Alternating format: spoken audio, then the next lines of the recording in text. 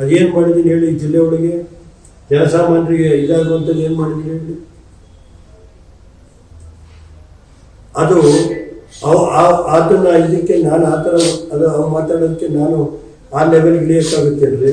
ನನಗೆ ನಮ್ಮ ಬಾಯಿನ ಪದ ಬಳಸ್ತೀರಾ?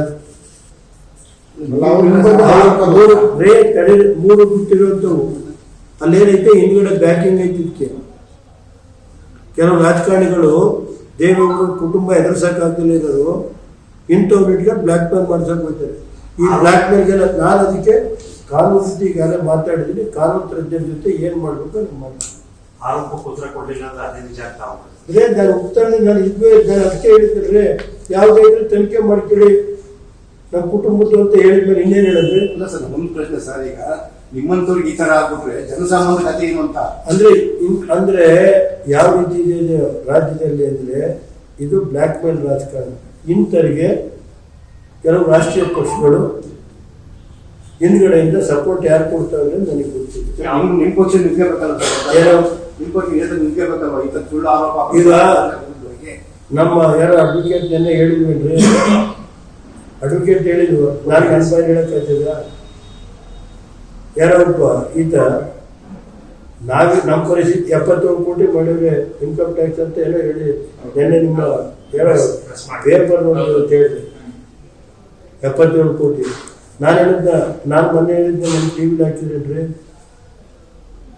ಮಾಧ್ಯಮದಲ್ಲಿ ಹಾಕಿದ್ರಿ, ನಿಮ್ಮ ಟಿವಿ 9 ಟಿವಿ 18 ಇಂಥವನ್ನ ಯಾತಕ್ಕೋಸ್ಕರ ಪ್ರೋತ್ಸಾಹ ಕೊಡ್ತಾರೆ? ನಾನು ಹೇಳಿದ್ವಿ ಮೊನ್ನೆನೆ, ಯಾವುದೇ ತನಿಖೆ ಇದ್ದರೆ ಯಾವುದಾದ್ರು ನಾನು ಬೇನಾಮಿ ಆಸ್ತಿ ಮಾಡಿದರೆ ತಕ್ಷಣ ಮುಟ್ಗೋಲು ಹಾಕೇಳಿ. ನಾನಲ್ಲಿ ಪ್ರಜ್ವಲ್ ಅಲ್ಲಿ ನಮ್ಮ ಕುಟುಂಬದವರು ಯಾರ್ಯಾರು ಬೇನಾಮಿ ಆಸ್ತಿ ಮಾಡಿದ್ರೆ ಅದೆಷ್ಟು ಆಗೋ ರೀತಿ ಮಾಡಕ್ಕೆ ಹೇಳಿ. ಅವಕ್ಕೆಲ್ಲ ನಾನು ಕೆಲವು ಉತ್ತರ ಕೊಡೋಕೆ ಹೋದ್ರೆ ಆಮೇಲೆ ಅದು ಕಾನೂನು ರೀತಿ ಏನು ಮಾಡಬೇಕು ನಾನು ಅದಕ್ಕೆ ನನಗಾಗಲೇ ಕಾನೂನು ಹೇಳಿದ್ದೀನಿ.